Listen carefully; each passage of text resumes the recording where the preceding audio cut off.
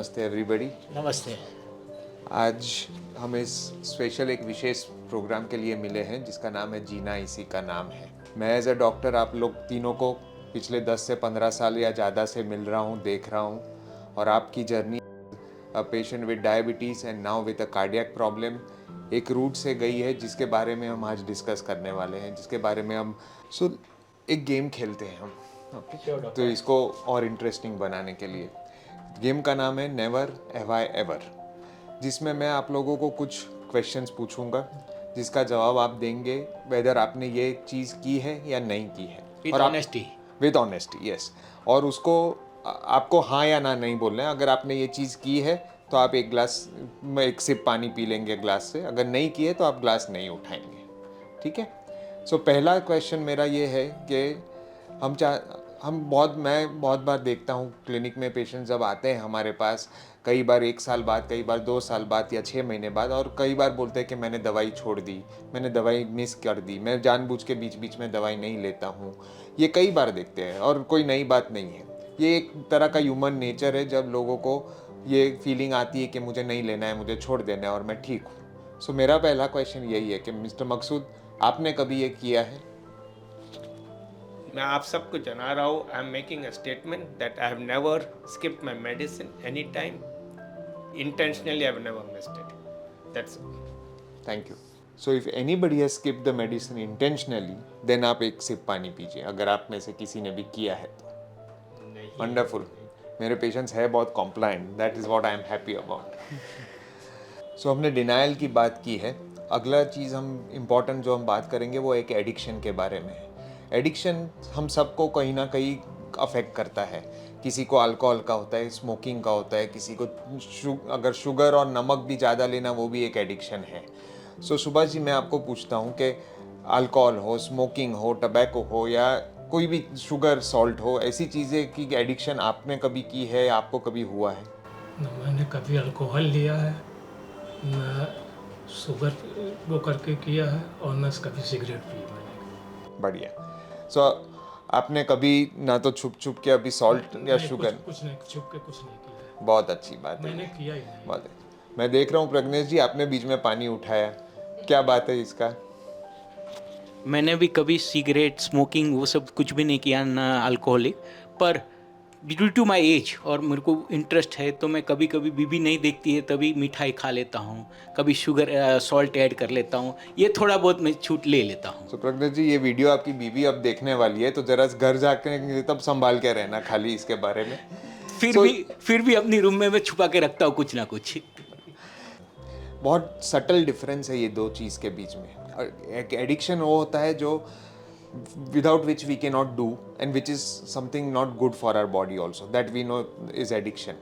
And craving is something which is a human nature again, कि जो चीज़ हमको restricted है, we know what we are not supposed to eat, is something we crave for more about, and that is again there with everybody. It is not only with you all, it can be with me or it can be with anybody who will crave for something which we are not getting or which we are not supposed to have.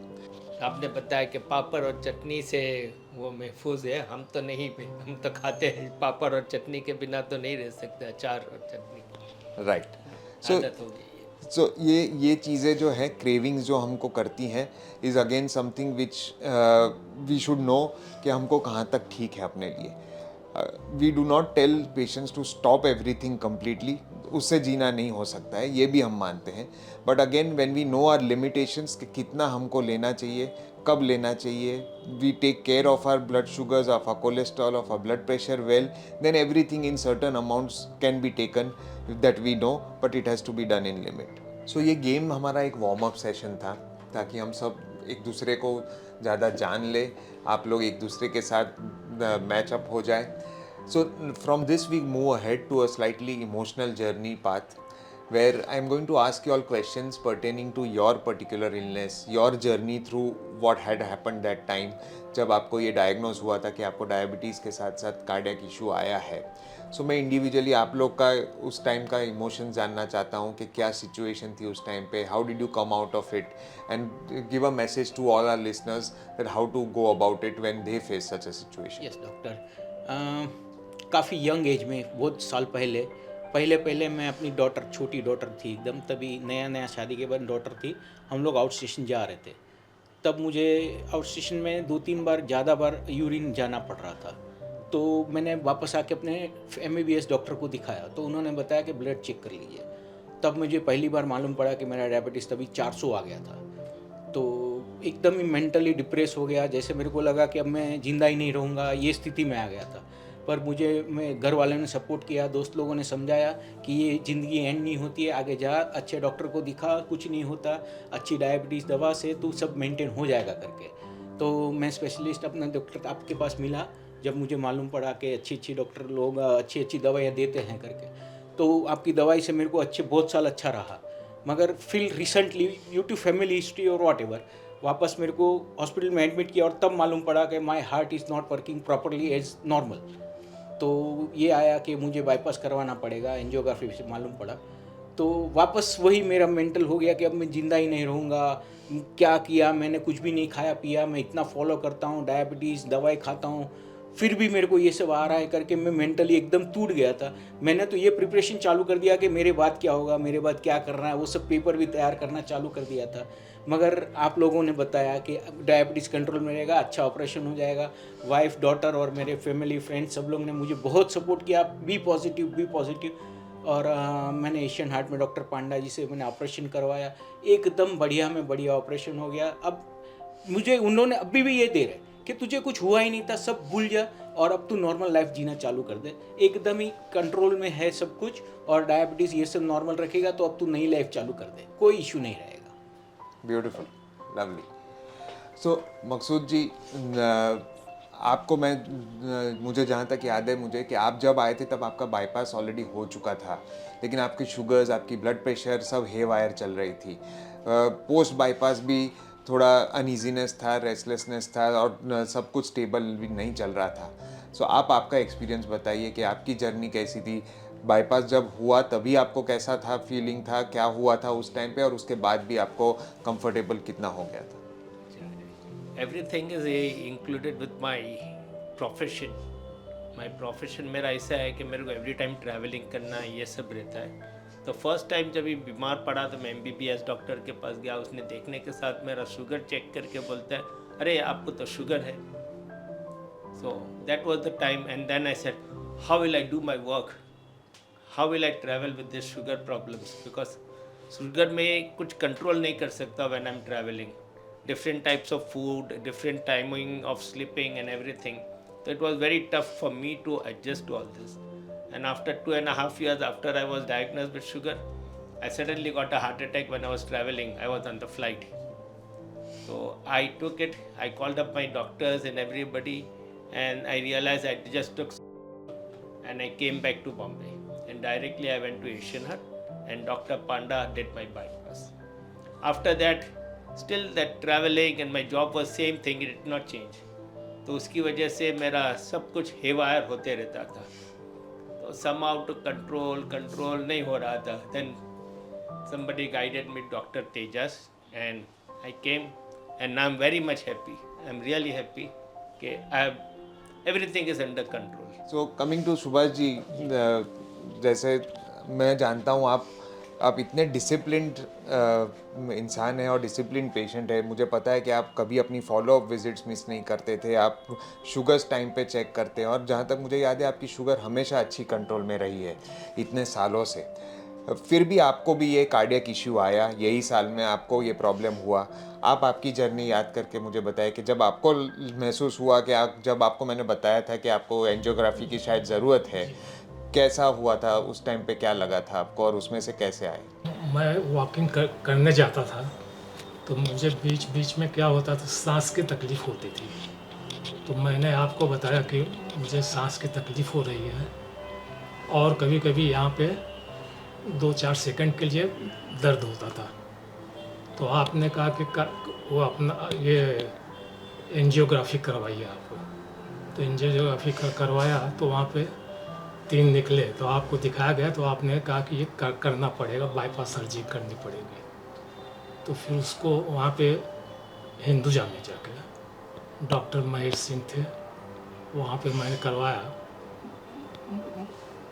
मैं थोड़ा घबरा गया था, लेकिन परिवार वालों ने वो क्या कहीं कुछ नहीं होगा, और डॉक्टर थे वो, उन्होंने कहा कहीं कुछ नहीं है, उन्होंने ऑपरेशन किया और मैं आज आपके सामने हूँ, ठीक हूँ। सो मैसेज क्लियर है कि कोई भी प्रॉब्लम्स आए, कोई भी डिफ़िकल्टी आए, यंग एज में हो या कोई भी एज में आए, हारना नहीं है. We have to fight with it, and we have the best of treatments available to us in our country now, but if we take care of it, I think we all can come out of it very well.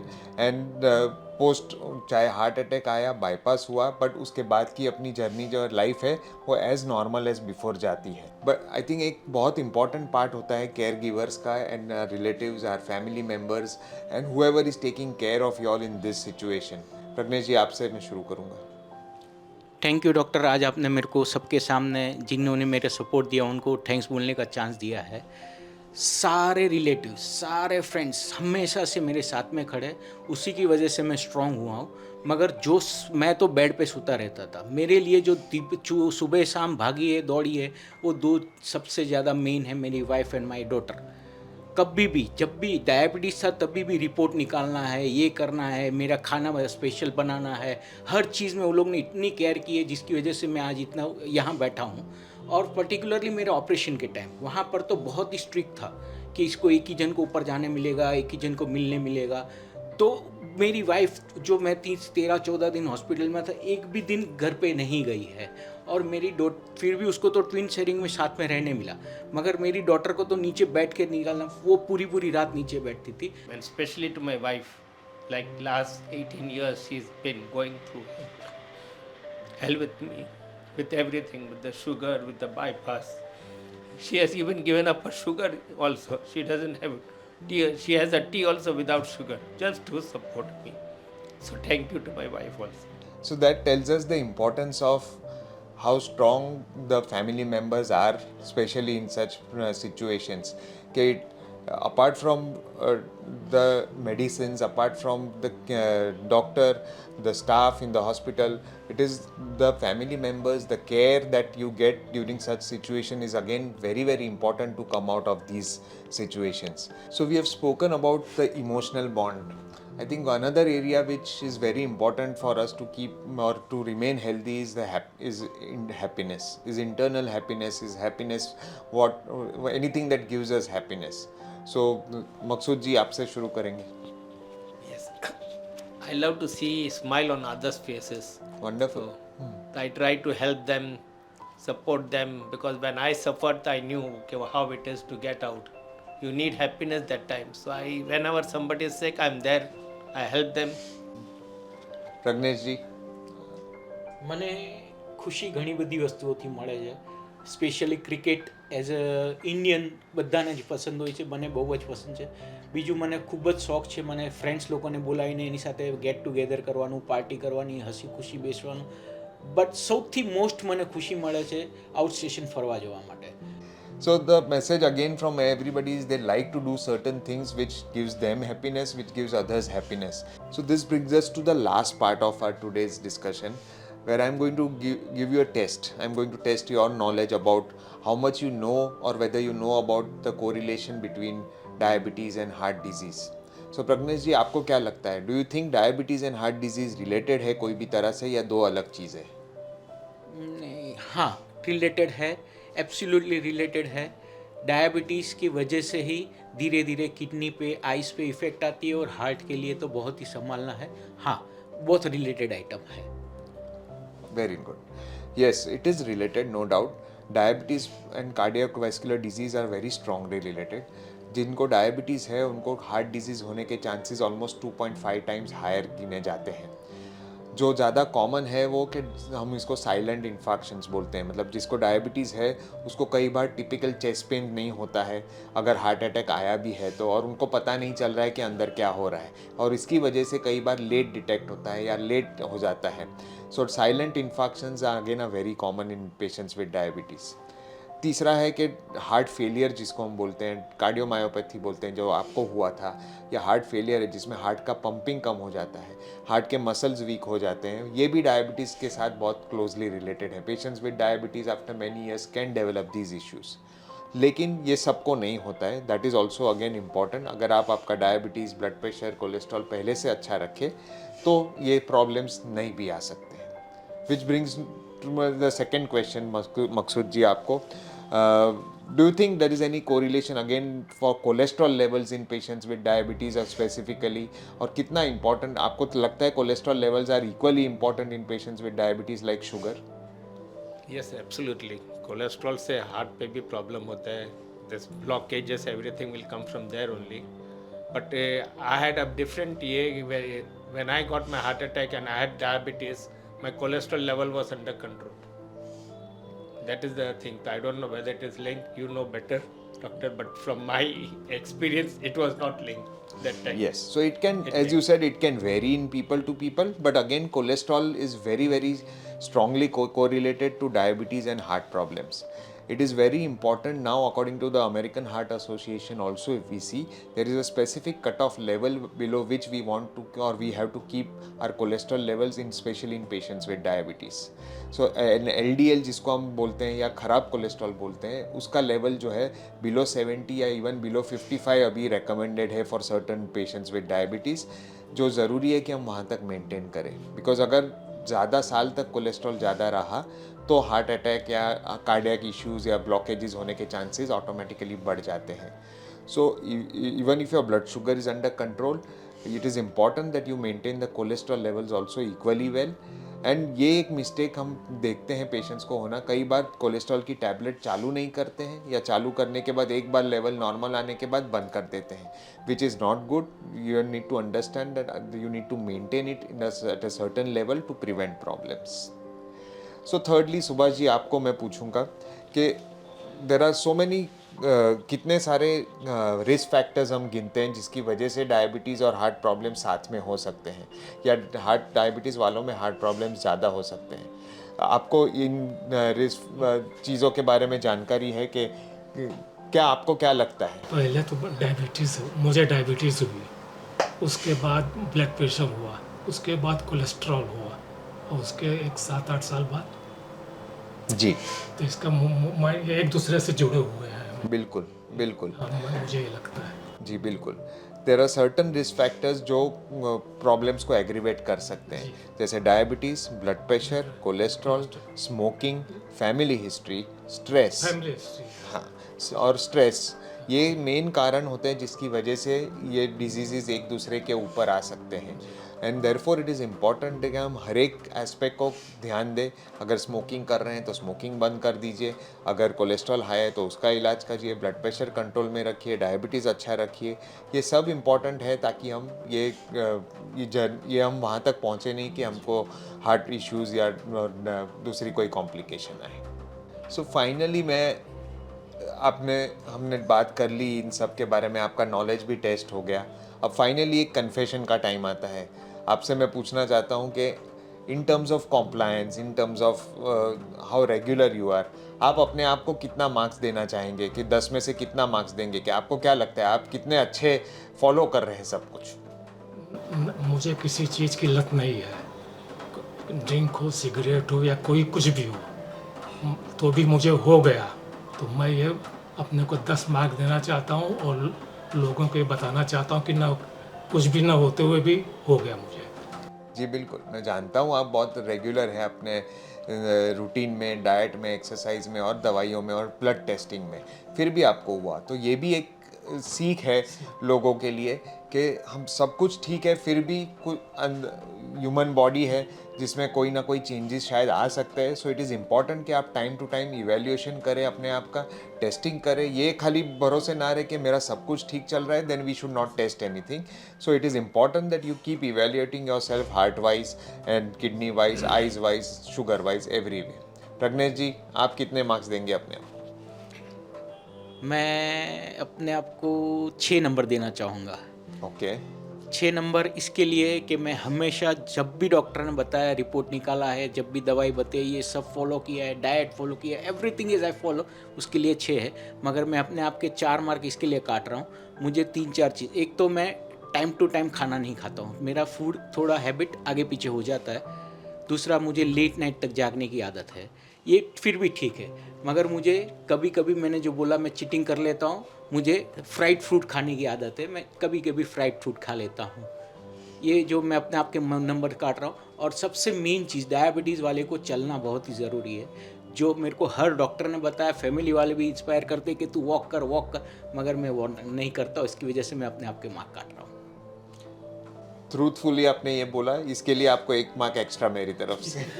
Maqsood ji, thank you doctor. मकसूद जी, आप ये अपने आप को कहाँ rate करेंगे? About 7 दे देंगे।